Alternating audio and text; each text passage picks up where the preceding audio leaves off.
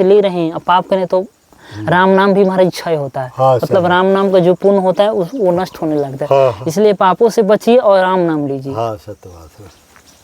तो महाराज जी ने आज बहुत अच्छी ये कथा सुनाया। इससे आपको ये इस कथा से मैंने शिक्षा लेना चाहिए कि भाई नरक में जाने के बाद वो महापुरुष तो बार बार तो आएगा नहीं। बार बार महापुरुष ऐसा होते भी नहीं है महाराज धरती पे। हाँ। तो और फिर किसी महापुरुष की क्या गरज है तुमको उद्धार करने के लिए।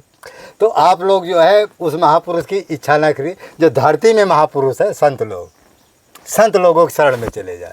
हाँ, संत के शरण में जाइए। साधु संतों के शरण में जाने से राम नाम की शिक्षा मिलता है। जो ये राम जंगल गए थे, टाटी घाट जंगल गए थे, लेकिन वहाँ पर बैठने पर इतना मच्छर काट रहे हैं पूरा खजुआने लगा। तो कुछ देर महाराज जी का सत्संग तो लेना था, लेकिन इतना मच्छर काटने लगे कि छोड़ करके हमको भागना पड़ा अधूरे में। अब देखो चारों तरफ बीहड़ जंगल हो गया।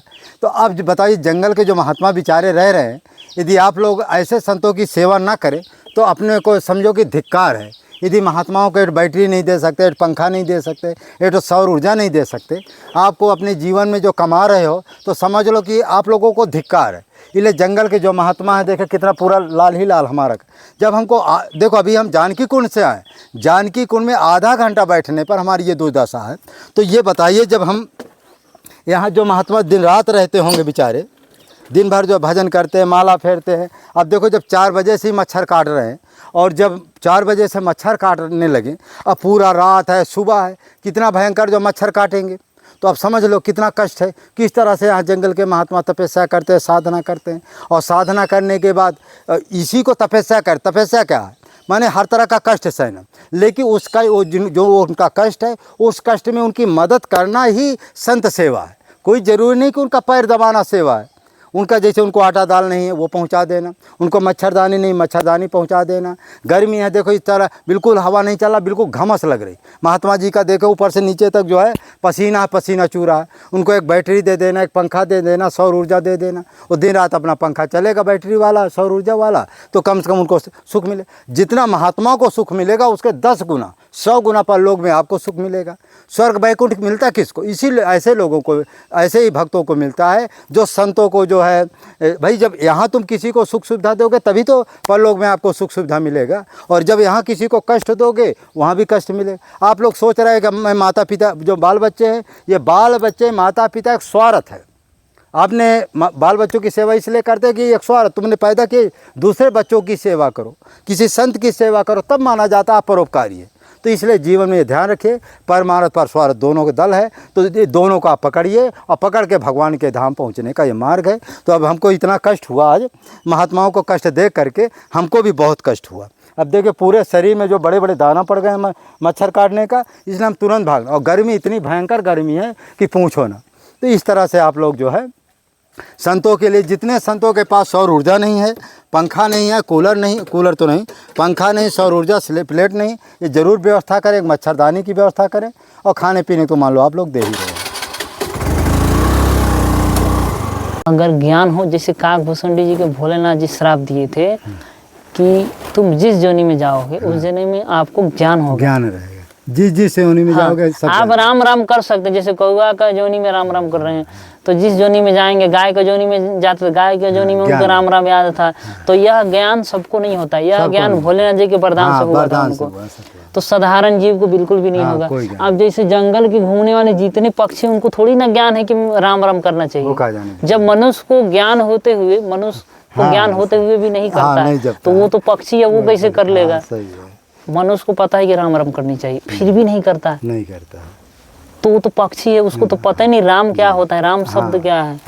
अरे मनुष्य को नहीं पता। कितने ऐसे नास्तिक लोग हैं वो मानते ही नहीं भगवान को। अच्छा, मैं एक जगह जा रहा था तो रास्ते में एक बूढ़ा व्यक्ति मिला। तो उनकी उम्र करीबन 65 से 70 साल होगा। तो बहुत बूढ़े थे, तो लाठी लेके चल रहे थे। अब हम अचानक जा रहे थे तो हमको देखकर सीताराम भी नहीं बोले। हम बोला बताइए, इतने वृद्ध हो गए, कम से कम सीताराम तो बोलना चाहिए। देश की तो मर्यादा है, देश को देखकर। तो हम उनसे बोले कि बाबा सीताराम। तो वो बोले कि अरे बाबा हम तो सीताराम बोलबे नहीं करते हैं। इस तरीके से बोले। देहात के थे तो देहाती भाषा बोलते थे। कि हम महाराज जी हमसे सीताराम कहने नहीं आता है, तो हम कह नहीं पाते हैं। हम बोला अब तो बोलिए सीताराम सीताराम, तो हम कह रहे हैं। बोले हाँ महाराज जी आप बोल रहे हैं तो मैं बोल रहा हूँ, नहीं तो हम सीताराम हमारे गांव में कोई जानते नहीं है सीताराम क्या होता है इस तरीके से। अरे राम। तो हम बोले कि ठीक है बाबा अब तो बोल दीजिए सीताराम। तो बोले हाँ महाराज जी अब बोला करेंगे। तो 8-10 बार सीताराम सीताराम बोले बाबा। तो हमको भी हृदय में संतोष हो गया, कम से कम बाबा तो सीताराम बोल रहे हैं। तो बात सही, इतने नास्तिक गांव है कहीं हाँ, कहीं महाराज जी ऐसे भी गांव हमने देखा है कि सीताराम भी नहीं बोलते हैं। नहीं बोलते। तो इस तरीके से गांव आज भी है महाराज जी धरती पे। अब जानते नहीं सीताराम राम राम कहाँ है। हाँ ये नहीं जानते तो हैं, लेकिन कह ही नहीं सकते। बहुत से ऐसे गांव हैं कि जानते भी नहीं है, ऐसे भी गांव है महाराज जी। जब ये रामायण टीवी जब चली तब इनको पता हो गया राम थे, लक्ष्मण थे, 4 भाई थे, दशरथ। नहीं ये भी उनको नहीं पता था, सत्य बात है। तो महाराज जी ने सत्य कहा कि जो आत्मा है वो समुद्र जैसी है, समुद्र का निकला हुआ है एक हम जो हमारी आत्मा है वो एक बूंद के समान है। तो जैसे समुद्र परमात्मा स्वरूप है उसी तरह वो परमात्मा के हम अंश हैं। तो जब जीवात्मा इस धरती में आता है मनुष्य योनि में ही आप सत्कर्म कर सकते हैं। तो जो ये वीडियो देख रहे हैं महाराज जी का भी आदेश है कि आप मनुष्य योनि में यदि आए हैं तो राम महाराज जी सबसे श्रेष्ठ मंत्र कौन सा है? सबसे श्रेष्ठ मंत्र देखिए राम जी का है। अच्छा। राम नाम, राम मंत्र सबसे श्रेष्ठ बताया गया। जिस तरीके से सभी देवताओं में राम जी श्रेष्ठ हैं। अच्छा। ब्रह्मा विष्णु महेश इत्यादि जितने देवी देवता हैं इस ब्रह्मांड में सबसे श्रेष्ठ राम जी को बताया गया। जितने वेद पुराण महाराज जी, 6 शास्त्र उपनिषद जितने ग्रंथ हैं महाराज जी सब में राम नाम की महिमा बहुत ज़्यादा बताया गया है। तो राम नाम की महिमा आप चाहे कोई भी पुराण उठा कर देख लीजिए महाराज, उसमें राम नाम का महिमा जरूरी हो। हाँ सत्य बात है। तो इसलिए वेदों में क्या राम नाम की महिमा और कोई देवी देवता का मंत्र में महिमा है? अच्छा है, सबकी महिमा है। अच्छा। महिमा तो सबकी है। जैसे गंगा पुराण में जाएंगे गंगा जी का महिमा। पुराण वेद की बात करो। नहीं वेद में देखिए जैसे 4 वेद 6 शास्त्र 18 पुराणों में तो सभी देवी देव जितने 18 हाँ 4 वेद में राम जी का विशेष है। और नहीं है लगता? नहीं है तो सबकी, लेकिन राम जी का विशेष मतलब गाया गया है। मतलब उनका नाम का विशेष वर्णन किया गया। क्योंकि अब वेद की बात करेंगे तो जैसे ब्रह्मा जी हैं, ब्रह्मा जी स्वयं राम राम करते हैं। वेदों में यह वर्णित है। भगवान विष्णु भी, तो शंकर जी भी।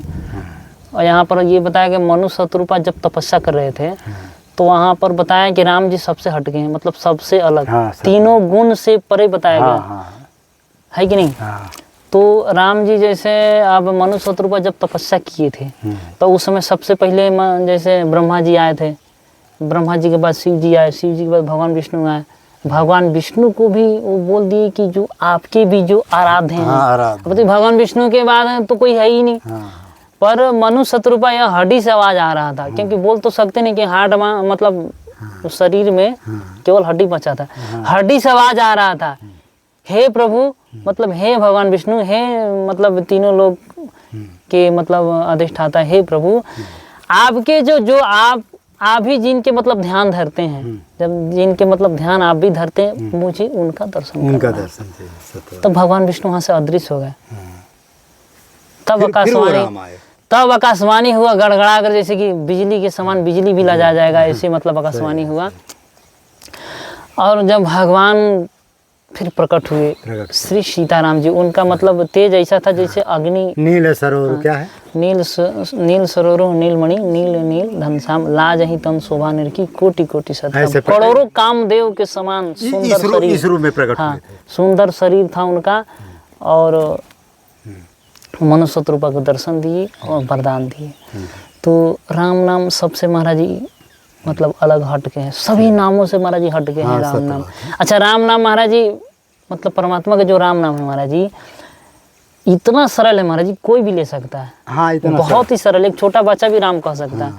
अब जैसे और भी नाम है, प्रभु का और भी नाम है, भगवान राम जी का और भी नाम है, लेकिन जैसे नारायण थोड़ा अटपटा जैसा लगता है, और भी सही गोविंद कृष्ण मुरारी थोड़ा अटपटा जैसा, लेकिन जो राम नाम है एकदम सहज है। अन्य जातियां जो होती है ना वो नहीं, उनको लेने ही नहीं। तो महाराज जी जो राम नाम है एकदम सहज है, सहज है, कोई भी ले सकता है, कोई भी मतलब जिसका जीवन हो वो भी राम कह सकता है। अशुद्ध अशुद्ध किसी स्थिति में राम नाम तो चाहे जब लीजिए। पुरुष नपुंसक कह सकते, पुरुष नपुंसक नारी ना जीव चराचर कोई, माने कोई भी व्यक्ति जो है राम नाम जप कर सकता है। परमात्मा का अंश है यदि वो परमात्मा का अंश है उसे एक अधिकार है, चाहे परमात्मा का पुरुष अंश हो, सभी हैं। चाहे पुरुष हो चाहे नपुंसक ही 84 लाख जोनी के अंदर की बात कर रहे हैं। 84 लाख जोनी के अंदर में जो भी मतलब प्राणी है सबको राम राम कहने का अधिकार लेने है। का अधिकार है। इससे बाहर जो भी है उनको भी राम राम कहने का अधिकार है कि नहीं? जी तो जितनी देवी देवता हैं और सब राम राम कहते हैं महाराज जी।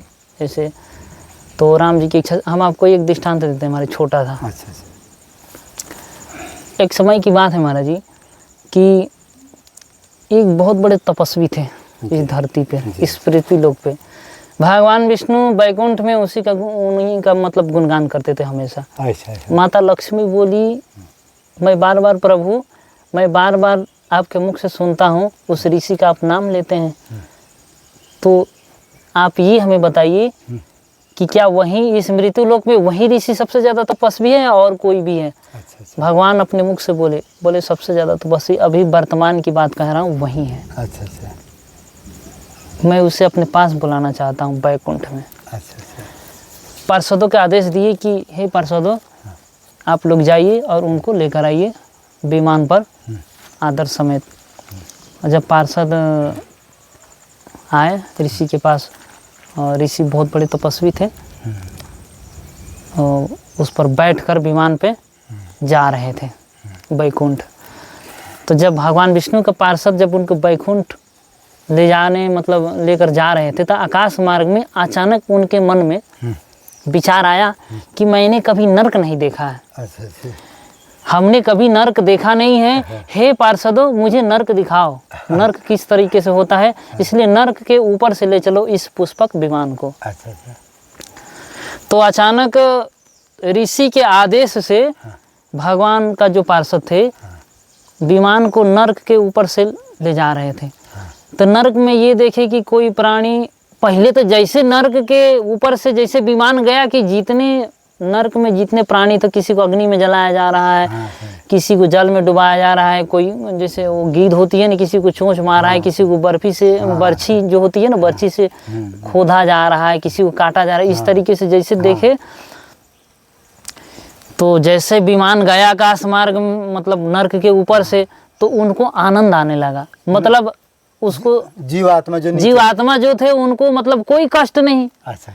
उनको काटने पर शरीर दर्द ना होए। अच्छा। और जिसको अग्नि में तपाया जा रहा था उनको मतलब जैसे एसी होती है ना, एसी जैसा आनंद आ रहा था। अग्नि का जो तपन है वो पता नहीं कहाँ गया, दर्द कहीं चला गया। जिसके शरीर को काटा जा रहा है, मतलब जिसको अंग को काट तो दे रहे हैं जमदूत, लेकिन उनको दर्द नहीं हो रहा है, वो हंस रहे हैं। बोले ऐसा क्यों हो रहा है? यमदूत उस जीवात्मा से बोल रहे हैं, भाई तुमको मैं काट रहा हूँ, दर्द क्यों? बोले कि आकाश मार्ग में कोई पुरुष जा रहा है, वो इतनी उसके पास तपोबल है, उसके तपस्या के बल से मतलब उसके तपस्या के पुण्य से मुझे कोई दर्द नहीं हो रहा है। हाँ, सही है। तब जितने जीव आत्मा है सब समझ गए यही महापुरुष है जो आकाश में घूम रहा है। तो वो उसको प्रणाम किए उस महापुरुष को। हे महापुरुष, आप कौन हैं जिनके यहाँ आने से, जिनके मतलब आकाश में घूमने मात्र से, आपके दर्शन मात्र से मेरी सारी कष्ट दूर हो गया। आप कौन है बताइए, अब मेरा उद्धार कीजिए। जितने नर्क के प्राणी थे सब स्मरण करने मतलब स्तुति करने लगे कि आप मेरा उद्धार कीजिए। रोने लगे, कोई गाने मतलब कुछ चिल्लाने लगा। तो आकाश मार्ग से महर्षि बोले कि हे नर्क के प्राणियों, राम राम करो। राम नाम ही आपका उद्धार करेगा। यह सुनते ही जितने नर्क में प्राणी थे सब महाराज जी राम राम कहने लगे। अब उस नर्क में राम नाम का गुज होने लगा। अब यमदूत परेशान हो गए, ये क्या हो रहा है? हम इनको कष्ट दे रहे हैं, अग्नि में जला रहे हैं, ये राम राम कह रहे हैं, हंस रहे हैं, क्योंकि उनको कष्ट हो ही नहीं। हाँ, सही। फिर अब इतना कहकर महर्षि वैकुंठ को चले गए। अब ये लोग भी राम राम करने लगे, यमदूत परेशान हो गए। फिर यमराज के पास गए, सब छोड़ छाड़ कर यमदूत की हे प्रभु। यमराज के पास गए और यमराज को बोले कि हे स्वामी, मतलब इस तरीके से ऐसा बात है कि हम काट रहे हैं, जला रहे हैं और उनको कोई कष्ट नहीं हो रहा है। अब यमराज भगवान राम जी की नाम की महिमा जानते हैं। यमराज हंसने लगे, बोले कि अरे आपको अभी पता ही नहीं। आप लोगों को पता नहीं कि राम नाम की महिमा क्या होता है। उनको उद्धार करो, उनको अब हटाओ। अब उनको स्वर्ग में भेजो सबको।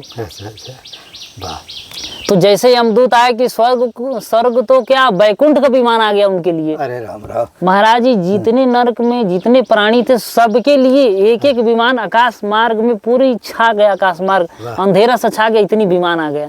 और सब के सब महाराज जी जितने जीवात्मा थे सब बैकुंठ को चले गए। तो राम नाम की इतनी भारी महिमा है, हम लोग राम नाम नहीं ले रहे हैं, यही धिक्कार है हम लोगों का। महाराज जी जीवों को आप क्या शिक्षा देते हैं, इसमें जीवों क्या शिक्षा लेना चाहिए? शिक्षा देखिए, शिक्षा यही लेना चाहिए महाराज जी कथा से कि जीवित हम हैं जी जी तो हमको राम नाम लेना चाहिए हमेशा। जी जी हमेशा अगर अभी राम नाम नहीं लिए तो वही दुर्दशा होगा जैसे उन लोगों का हुआ। हाँ सत्य। तो इसलिए राम नाम ले और पापों से बचे। महाराज जी राम नाम जैसे ले रहे हैं, अब पाप करें तो राम नाम भी महाराज क्षय होता है। हाँ, मतलब राम नाम का जो पुण्य होता है वो नष्ट होने लगता है। हाँ, इसलिए पापों से बचिए और राम नाम लीजिए। हाँ सत्य बात है। तो महाराज जी ने आज बहुत अच्छी ये कथा सुनाया। इससे आपको ये इस कथा से माने शिक्षा लेना चाहिए कि भाई नरक में जाने के बाद वो महापुरुष तो बार बार तो आएगा नहीं, बार बार महापुरुष ऐसा होते भी नहीं है महाराज धरती पे। हाँ। तो और फिर किसी महापुरुष की क्या गरज है तुमको उद्धार करने के लिए? तो आप लोग जो है उस महापुरुष की इच्छा ना करिए, जो धरती में महापुरुष है संत लोगों के शरण में चले जाए। हाँ, संत के शरण में जाइए, साधु संतों के शरण में जाने से राम नाम की शिक्षा मिलता है। जो ये राम नाम नहीं जपते ये भी तो एक नरक में पड़ी। और ये मनुष्य भाई एक तरह यहाँ तो नरक है, कितना मैंने हर जगह कभी जो है सारा वो मैंने कभी तबीयत खराब होती, बुखार आती, कभी कष्ट आता, कभी बच्चे को दर्द, नाना प्रकार का जो कष्ट आता दुखालय, तो ये भी तो एक नरक जैसा जीवन है। क्या सुख है? हाँ। लेकिन महाराज जी एक समस्या है। अच्छा। जैसे 365 दिन होते हैं महाराज जी, या महीना गिन लीजिए, जिस दिन महाराज जी यदि कोई जीव राम नाम नहीं लेता है, जैसे 24 घंटे के अंतर में यदि राम नाम नहीं ले रहा है तो वह दिन बेकार गया, वह दिन गिनती लायक नहीं है। हाँ। वह दिन बेकार है। हाँ, वह समय बेकार है। जिस उस दिन को जो सुख लिया, जो भी आनंद लिया, सब बेकार है, सब निष्फल है। इसलिए हर एक दिन राम नाम ले। ऐसा नहीं कि एक दिन ज़्यादा ले लिए एक दिन कम ले लिए, नहीं, नित्य प्रतिदिन राम नाम लेना चाहिए। जिस तरीके से हमारे सूर्य भगवान को अर्घ नित्य प्रतिदिन देना चाहिए, जैसे स्नान के बाद अर्घ दीजिए सूर्य भगवान को, तो अर्घ देने से महाराज जी पुण्य मिलता है, हमारे सूर्य भगवान की कृपा होता है। जैसे सूर्य भगवान हमको प्रकाश देते हैं तो हम तो उनकी ऋणी हो गए, भाई हमको प्रकाश दे रहे तो हम उनको क्या दें, तो इसलिए अर्घ दिया जाता है। क्योंकि आशीर्वाद भी नहीं जो महाराज जी सूर्य भगवान तपते हैं, अपनी शरीर को जलाकर हमको महाराज जी सुख देते हैं। हाँ, सूर्य भगवान में कितनी गर्मी है। हाँ। अपने शरीर को जलाकर सुख देते हैं, तो हमारा भी तो कर्तव्य है सूर्य भगवान को जल देकर ठंडा करें, उनके शरीर को ठंडा करें।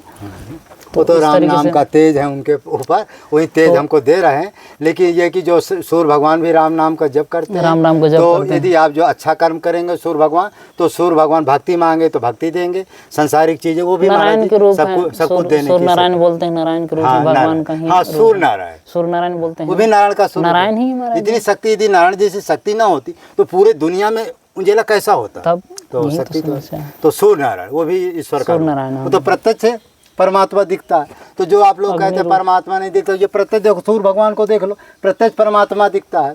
तो महाराज ये कभी कभी कमेंट हमारे पास और आता है कि जब ये धरती में जीव जन्म लेता है, किस पुण्य के बल पर ये धरती में जन्म लेता है, और कौन सा ये सत्कर्म करके पर लोग माने क्या लेकर के आता है, क्या लेकर के जाता है? देखिए, जैसे मनुष्य जन्म है तो कोई अच्छा कर्म करेगा तो उसका स्वर्ग मिलता है, ये सभी जानते हैं, है कि नहीं? हाँ, सत्य बात है। तो हमेशा अच्छा ही कर्म करना चाहिए। अच्छा, मरने के बाद है 2 चीज जाता है महाराज जी। जैसे पाप और पुण्य, जहाँ जहाँ यह जीवात्मा जाएगा 84 लाख जोनी में महाराज जी, यह पीछा कभी नहीं छोड़ता है। मतलब यह जीव जो है ना महाराज जी, जो ज्योति रूप है, हमेशा पाप और पुण्य को लेकर जाता है, दोनों चीज जाएगा। ऐसा नहीं कि पुण्य गया पाप नहीं गया, या पाप गया पुण्य नहीं गया, नहीं, दोनों साथ चलते हैं, दोनों मित्र हैं, दोनों कंधे पर बैठ के चलते हैं। तो पाप शत्रु है महाराज जी और पुण्य है वो मित्र है। शत्रु भी जाएगा साथ में, इस जीवात्मा को शत्रु कभी पीछा नहीं छोड़ता, चाहे जिस जोनी में चले जाइए, पाप पीछा नहीं छोड़ेगा कभी भी। अगर पाप किया होगा तो पीछा नहीं छोड़ेगा, साथ में जाएगा। आप बच नहीं सकते हैं उससे। अब पुण्य भी ऐसे ही है महाराज जी, पुण्य आपका सच्चा मित्र बनकर जाएगा, आपका हर एक जगह सहायता करेगा, दुख में कष्ट में सब जगह पुण्य सहायता करता है महाराज जी। ये महाराज जो बड़े घर में जिनका जन्म होता है इनके पास कौन सा ऐसा पूर्वजन्म का पुण्य होता है कि बड़े घर में जन्म हो जाता है, गाड़ी घोड़ा रहता है, खूब संत की सेवा करते, धन धनाढ़ होते, बढ़िया परिवार से सुखी रहता है, इनके पास कौन सा पुण्य होता है पूर्वजन्म का? पुण्य करने का मतलब कई रास्ते हैं, कई मार्ग हैं। अच्छा। तो कई मार्ग से जैसे दान पुण्य भी किया जाता है पूर्वजन्म के। तो वेद शास्त्रों में दान पुण्य का महिमा बहुत ज़्यादा बताया गया है। जैसे जितने व्यक्ति दान करेगा उतना ही मतलब देखिए, एक जैसे एक चावल दान किए तो लाखों चावल मिलेंगे आपको। यह शास्त्र में प्रमाण है महाराज जी। हाँ, सही। एक गुना का लाख गुना मिलता है। हाँ, सत्य बात है। तो इसलिए लोग दान करते हैं, हम लोग भी करते हैं। जैसे हम लोग पास कोई जैसे आप दे दिए तो हमको जितना आवश्यकता है महाराज जी रखेंगे। तो और भी आते हैं ना मेरे पास तो ऐसे दे देते हैं, संत महात्मा आते हैं महाराज जी। हाँ, अभी महाराज जी कोई किसी ने बोतल दे गया है, उसके बादाम की तुरंत निकाले, तुरंत अभी घोरेंगे, फिर हमको पिलाएंगे, आपको दिखाएंगे। तो संत महात्मा को हम लोग भी देते हैं महाराज, जितना आवश्यकता हुआ रखे और बाकी देते हैं। तो अब राम जी की इच्छा से समय नहीं महाराज जी स्नान। तो हाँ महाराज जी का अब समय भी ज़्यादा नहीं हो रहा। कितना मिनट हो गए? कुल अभी 17 हुआ है। अरे वो तो दूसरा बन रहा है 17। चलो कोई बात। तो ठीक है महाराज जी ने काफ़ी करी। 1-2 मिनट में महाराज जी एक और शंका का निवारण करिए। तो घर में महाराज जी, घर में किस तरह से पूजा पाठ जो है घर के लोग करें, 5 मिनट के अंदर इसको पूरा करें। घर में किस तरह से रहें, किस तरह पूजा पाठ करें, किस तरह सत्कर्म करके इनके मरने के बाद अच्छी गति हो जाए। देखिए, सुबह में स्नान करने के बाद सबसे पहले सूर्य भगवान को जल देना चाहिए। ये बहुत अच्छी बात है, क्योंकि यह बहुत ज़रूरी है। जी। अगर मान लीजिए नदी ना हो तो नल पर लोटा में पानी भर लीजिए, उसमें पुष्प वगैरह छोड़ के भगवान सूर्य को अर्घ्य दीजिए, सबसे बड़ी बात। उसके बाद शिवलिंग, अगर शिवलिंग हो तो शिवलिंग पर जल चढ़ाइए, बेलपत्र वगैरह, फूल वगैरह, जितनी सामर्थ्य हमारा जी, जैसे चावल है, दूध वगैरह, अपनी सामर्थ्य के अनुसार। उसके बाद राम नाम लीजिए, क्योंकि राम नाम हम पहले भी बता चुके हैं महाराज जी। राम नाम की महिमा मैं हमेशा ही बता चुका हूँ। कितना लेना चाहिए महाराज? देखिए, यथानुसार मतलब जितना ले सकते हैं। अच्छा। वैसे तो 21,600 में कई बार बोल चुका हूँ, लेकिन इतना सभी नहीं कर पाते हैं। तो अपने सामर्थ्य के अनुसार राम नाम लेना चाहिए। माने कम से कम यदि हो सके तो 21,600 जरूर लें, 22,000 प्रयास करना चाहिए। 22,000 प्रयास मतलब कीजिए कि राम नाम लेने का महाराज। इतने में आपका कल्याण हो जाएगा। हाँ। तो राम जी की इच्छा से फिर क्या करें? जहाँ भी हो महाराज जी, राम फिर क्या करें? फिर पूजा कैसे करें? पूजा बस यही राम नाम है। राम नाम लीजिए। माने शंकर जी की पूजा कर लिए, शंकर जी की पूजा कीजिए, बढ़िया शंकर जी के विधि विधान से पूजा होता है। अब कोई विधि विधान से नहीं करे तो बेलपत्र है, जल है, चावल अगर देखिए शिवलिंग पर चावल चढ़ाने से हमारे धन की प्राप्ति होती है। तो इसलिए शिवलिंग पर चावल हमेशा चढ़ाना चाहिए। अगर आप एक भी शिवलिंग पर चावल चढ़ाते हैं, एक भी, उसके लाखों गुना चावल मिलेगा हमारे। इसलिए शिवलिंग पर लोग चावल चढ़ाते हैं। अच्छा था ना, अक्षत के रूप में चढ़ाया जाता है। हम भी कभी कभी जाते हैं तो शिवलिंग पर चावल चढ़ाते हैं। तो हमको बताना चाहिए भैया, हम चढ़ाए करें। नहीं, फिर हमें तो धन दौलत की जरूरत नहीं। साधु को क्या मतलब, धन तो देखिए सबको जरूरत पड़ता है मौनी जी, थोड़ी बहुत तो सबको जरूरत तो पड़ता ही है। सही कहते हैं। तो राम जी की इच्छा से इसलिए शिवलिंग पर चावल चढ़ाने की मतलब महिमा है। हमारे ध्यान आदिकाल से आ रहा है महाराज जी। गृह तो लोग जैसे कोई चीज राम जी का ध्यान करने के बार पूछते, तो राम जी का ध्यान कैसे वो करे, क्या मूर्ति रखे, क्या कैसे हो? देखिए, ध्यान तो ये सतयुग की विधि है। अच्छा। ध्यान बहुत ऊंची स्थिति है महाराज जी। ध्यान वैसे गुड़ रहस्य ना बताए। साधारण लोग जैसे नहीं, साधारण लोग होते हैं, ये छोटा बच्चा भाई मंदिर में दिखा दे या ठाकुर जी है, अभी माने प्रथम सीढ़ी का ध्यान बताइए उनको। देखिए, ध्यान तो ऐसे करना चाहिए जैसे भगवान का जो चरण है ना, मेघ वर्णम कहते हैं, मेघ वर्णम शुभांगम। जैसे मेघ का काली घटा कैसी होती है महाराज जी। अब जैसे मान लीजिए शाम का संध्या का 5 बजे की समय है, सूर्य भगवान पश्चिम की तरफ गए हैं, उस समय बादल एकदम साफ है, तो देखिएगा घाटा कैसी मतलब काली घाटा कैसी होगी, एकदम नीला हो जाता है। तो नीला हो जाता है तो भगवान का जो मतलब पैर है ना वैसे ही नीला है। अच्छा महाराज जी, मोर का कंठ देखे हैं? हाँ, कितना नीला होता है। अच्छा। ऐसे नीला तो कुछ हो ही नहीं सकता। बहुत अच्छा लगता है। और मोर का कंठ रामायण में ऐसा बताया गया है। तो मोर का कंठ के जो है ना ध्यान करना चाहिए। भगवान का चरण है, भगवान का जनेऊ बिजली के समान बताया गया महाराज जी। अच्छा। एकदम बिजली के समान तेज है महाराज जी भगवान का जनेऊ। अच्छा। भगवान का जो होठ है ना एकदम लाल है, मतलब टहकार, मतलब गाढ़ी लाल है एकदम से। तो इसलिए भगवान का ऐसे ही मतलब ध्यान करना चाहिए। अच्छा। हाँ, मैंने जो प्रथम साधक हैं जिनको माने ज़्यादा ज्ञान नहीं है। भगवान का न जो जैसे न कहे मणि के समान है, सफ़ेद मणि के समान बताया गया है। अच्छा अच्छा। भगवान का जो ये जो तालू है नीचे का वो कमल के समान बताया गया है। जैसे वो जैसे कमल होता है ना, जैसे हल्का लाल प्रकार का, तो उस तरीके से बताया गया है। भगवान का चरण नील कमल के समान बताया गया, भगवान का शरीर नील कमल के समान बताया गया। नेत्र कैसे? नेत्र तो भगवान का कई जगह जैसे रक्त वर्ण का भी बताया गया है, और भगवान का कई जगह ऐसा आता है महाराज जी नील कमल के समान बताया गया है। तो अलग अलग है। थोड़े एक दो मुझे भक्ति और ज्ञान में लोग भ्रमित है, 2 मिनट में भक्ति और ज्ञान की परिभाषा बताइए। भक्ति किसे कहते हैं? ज्ञान भक्ति उसे कहते हैं महाराज जी जैसे जैसे भगवान के प्रति प्रेम हो। अच्छा अच्छा। जैसे मान लीजिए कि किसी चीज़ के प्रति प्रेम हो, जैसे हमारा किसी चीज़ के प्रति प्रेम है, अटूट प्रेम होना चाहिए उस चीज़ के प्रति। मतलब इतना प्रेम हो, इतना उसी प्रेम में डूब जाए, अपने आप को मतलब भूल जाए, यही अविरल भक्ति है। इसको अविरल भक्ति बोलते हैं महाराज जी। इसी को अब जैसे कि जैसे नहीं कोई किसी को मानता है, जैसे कोई मित्र को मानता है, ठीक, तो मित्र को इतना मानता है कि एकदम हृदय में बैठाया रहता है, मेरे मित्र। तो इस तरीके से भगवान को पुत्र बेटा का प्रेम है, हाँ, पति पत्नी माता पुत्र का प्रेम है, पिता पुत्र का प्रेम हो गया, कितना मानता है बताइए। तो उसी तरीके से भगवान को ऐसे माने, मतलब बहुत ज्यादा प्रेम हो, अगाध प्रेम हो। भगवान मेरे माता पिता सब कुछ, हाँ सब कुछ वही है, संपूर्ण अर्पित। हाँ संपूर्ण अर्पित। मतलब आप इस तरीके से ठाकुर जी को माने कि सपने में भी भगवान मतलब प्रेम हो उनके प्रति, सपने में प्रेम, अगाध प्रेम हो सपने में भी। तो इस तरीके से मानना चाहिए ठाकुर जी। और ज्ञान किसे कहते हैं महाराज? यही ज्ञान है, ज्ञान है क्या? परमात्मा का प्रेम ही सच्चा ज्ञान है महाराज जी। राम नाम लीजिए, वही सच्चा ज्ञान है। बाकी तो उचित अनुचित का ज्ञान, खाना पीना ये सब तो जीवन में लगा ही है, ये हर जीवात्मा को मिलता है। हाँ हर जीवात्मा। तो महाराज जी के पास अब जो है नहाने धोने का समय है। अब महाराज जी की कुटी तो हमने कई बार दिखा चुका, थोड़ा घुमा दीजिए। हाँ हाँ, ये महाराज जी की कुटी है। ये कुटी में महाराज जी का टीना पड़ा हुआ है, और अपना जैसे तैसे महाराज जी का दरवाज़ा भी एक बार 2 बार कई बार हमने आपसे कहा कि महाराज जी को एक दरवाज़ा लगाने की ज़रूरत है, लेकिन अब जो है अभी बालक भगवान को आपने 25,000 का सामान दिए, लेकिन इनके लिए हमने कई बार आग्रह किया आपसे कि एक दरवाजे की व्यवस्था कर दीजिए, लेकिन अब क्या करें, कोई भक्त सुनता नहीं। अब चलो, अब जैसे प्रभु की लीला क्या किया जाए।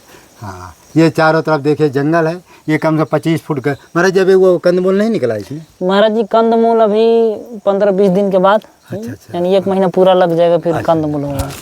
तो इस तरह से महाराज जी का जो कंदमूल है, ये कंदमूल अभी नहीं शुरू हुआ है, पत्तल वो भी नहीं आएगी, हो जाएगा। अच्छा हाँ, तो अभी कंदमूल नहीं दिखाई देता है। अब ये है कि अभी चारों तरफ बीहड़ जंगल है। अच्छा, इसी ठाकुर जी इसी से अपना पुष्प का वो कर देते होंगे, पुष्प चढ़ाते हैं, ठाकुर जी को चढ़ाते हैं। देखिए महाराज जी बढ़िया पुष्प लगाए हैं। ये काय का पुष्प है महाराज जी? ये महाराज जी चांदनी का। हाँ, चांदनी का। इसको हम भी अपने ठाकुर जी को या गुरुदेव भगवान को इसी का चढ़ाते हैं। हाँ हाँ, अच्छा उधर भी है, देखिए ये भी महाराज जी का कैसे कैसे लगे, तो बहुत बड़ा पेड़ है ये। देखिए ये भी महाराज जी का, देखिए चांदनी का है। इस तरह महाराज जी इन्हीं वृक्षों से इन्हीं पुष्पों को उतार कर अपने ठाकुर जी को चढ़ाते हैं।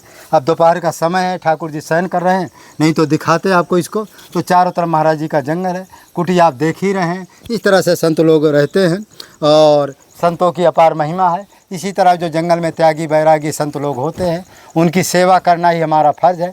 आप ये मत सोचिए कि हम कोई चैनल वाले हैं, कोई मीडिया वाले हैं, ना हम कोई चैनल वाले हैं, ना कोई मीडिया वाले हैं। हमारे गुरुदेव जी का आदेश है कि जीवन में 2 व्यक्ति को 2 कार्य करना चाहिए हर मनुष्य को, परमार्थ परस्वार्थ। परमार्थ का मतलब होता है कि भजन करना, माने परमार्थ का मतलब है भजन करना, परस्वार्थ का मतलब है दूसरे को उपकार करना। तो आपको अपने जीवन में उपकार करते रहिए। साधु सेवा तो सर्वश्रेष्ठ सेवा है, क्योंकि हो सकता है कि हर व्यक्ति को साधु सेवा नहीं मिल सकती, क्योंकि देहातों में साधु नहीं मिलते, केवल धाम में ही विशेष कर मिलते हैं। जो गांव में जो साधु लोग भेष बदल बदल घूम रहे हैं, पता नहीं किस भेष में घूम रहे हैं, कोई भरोसा नहीं। इस समय कितने मुसलमान भी साधु का भेष बना करके घूम रहे हैं, कई बार पकड़े गए। तो ऐसे साधुओं पर आप विश्वास ना करिए। और जंगल में जो रहते हैं, एकांत में रहते हो, तपस्या करते हैं, देखो कुछ पाने के लिए कुछ जाना पड़ता, खोना पड़ता है। आप जैसे जंगलों में जाएंगे, संतों को देखेंगे, दर्शन करेंगे, किस तरह जंगल में रहते हैं, किस तरह कष्ट पाते हैं। तो महाराज जी आप रात में यहीं सोते हैं, तो क्या मच्छर नहीं लगता है? नहीं, मच्छरदानी है ना, लगा लो। अच्छा, मच्छरदानी। अब पंखा है कि नहीं? पंखा तो नहीं है। अब तो महाराज जी गर्मी तो लगती होगी। अब क्या किया जाए अब वैसे काम। तो महाराज जी को एक पंखा है, क्या बताऊँ, कई बार हमारे साथ गए, लेकिन आप लोग जो है कभी, चलो अभी इस बार आपको 500 का हमें एक पंखा, जिस जिस दिन आप जाएंगे वहाँ, क्या बोलते हैं, वो 31 तारीख को हम लोग जा रहे हैं, 31 तारीख को जो निमंत्रण आया है ना, 31 का हमारा भी है, तो हम आपको 500 रुपया का पंखा इस बार खरीद देते हैं अपने जेब से, चिंता न करिए। हाँ, अब निश्चिंत हो जाइए, और पंखा आ जाएगा, भक्त लोग दे चाहे ना दे, अब इस बार हम अपने जेब से खरीदेंगे, जो होगा सो होगा। तो इस तरह से संत लोग रहते हैं। तो आप लोग जो है संत सेवा करते रहिए। जीवन में 2 ही सत्य है, भजन कर लो, परमार्थ कर लो। और हम आपको बार बार कह रहे हैं, हमारे गुरुदेव जी का आदेश है, जो मानव धर्म का प्रचार, मानव धर्म है क्या? मानव धर्म का अर्थ होता है कि सत्य संत सेवा हम इसलिए करते हैं कि संत सेवा से बढ़कर के तीनों लोकों में, अनंत ब्रह्मांडों में कोई सेवा है ही नहीं। इसलिए हम जो संत सेवा करते हैं, भजन इसलिए करते हैं कि भजन से बढ़कर के तीनों लोकों में कोई सत्कर्म नहीं। और हम ना कोई मीडिया वाले हैं, ना कोई चैनल वाले हैं, ना हम जो संतों को छोड़कर कहीं बाहर जाते हैं। क्यों संतों का कभी देखो, हम कोई उनका जो है इंटरव्यू नहीं लेने जाते। उनका जैसे वो हमारे पास आ गया तो संजोग बस हम उनके पास चले, तो ही 4 मिनट का सत्संग ले लेते, वही हमें इंटरनेट वीडियो उसमें यूट्यूब बना करके हम डाल देते हैं। बाकी हम ज़्यादा पढ़े लिखे भी नहीं, महामूर्ख आदमी हैं। इस तरह से जंगल में हम रहते हैं, कोई हम ज़्यादा कोई प्रवक्ता भी नहीं है। जो थोड़ी बहुत आप लोगों का ज्ञान है, संतों के मुख से हमने जो सुना है, उसी को कभी थोड़ी बहुत बोल देते हैं। और जो संत बोलते हैं, अच्छा, हमको संतों के पास जाने पर, उनका सत्संग लेने पर, उनका ज्ञान मिलता है, उससे हमको भी शिक्षा मिलती है, इसलिए कि हम भटकेंगे नहीं। जब संतों के पास आएंगे जाएंगे तो हम भटके नहीं। और आप लोग क्यों भटक जाते? इसलिए कि आप संतों के पास नहीं जाते। जब संतों के पास नहीं जाएंगे तो एक दिन भटक जाएंगे। हम बार बार संतों के पास इसीलिए जाते हैं, भटकेंगे नहीं। तो इसलिए आप लोगों में मेरा एक सुझाव है कि आप लोग भी बार बार संतों के पास जाइए, आइए, उनका सत्संग सुनिए, इससे आप भटकेंगे। और जब भटकेंगे नहीं तो आपका कल्याण होगा। इस वीडियो को अधिक से अधिक आप लोग लाइक करें, शेयर करें, सब्सक्राइब करें।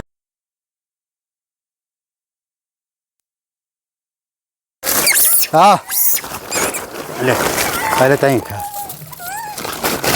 हाँ हाँ हाँ हाँ हाँ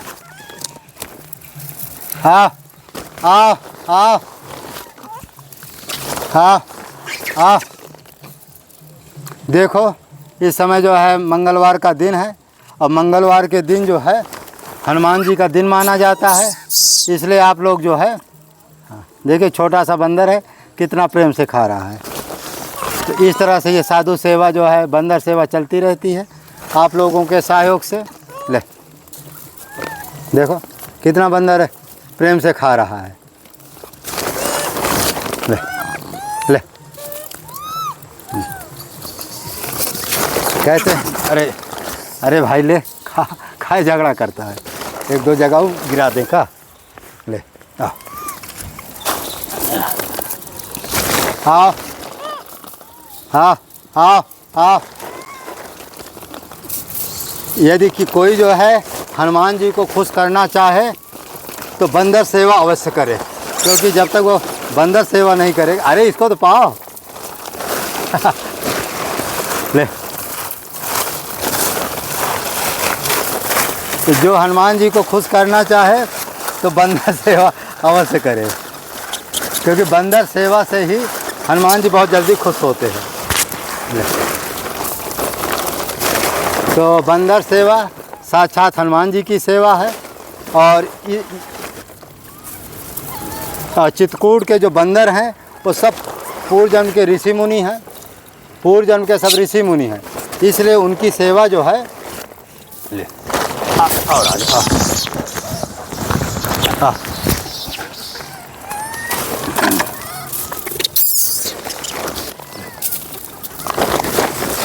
तो ये सब पूर्व जन्म के ऋषि मुनि हैं। बंदर सेवा करना, गौ सेवा करना और संत सेवा करना, ये सब भगवान की लीला है। कहते हैं, अरे भाई, कहते हैं कि जब किसी भी जीव से आप प्रेम करेंगे ना, वो भी देखो प्रेम करते हैं। यदि बंदरों को यदि हम खिलाएंगे नहीं ना, तो प्रेम से हमको यहाँ बैठने भी न देते। लेकिन देखो, जब हम बंदरों को खिलाते कितना प्रेम से खा रहे हैं, देखिए। ले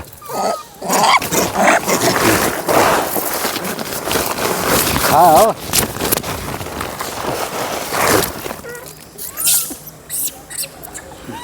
तो इस तरह से बंदर सेवा चलती रहेगी। लो हाँ हाँ ले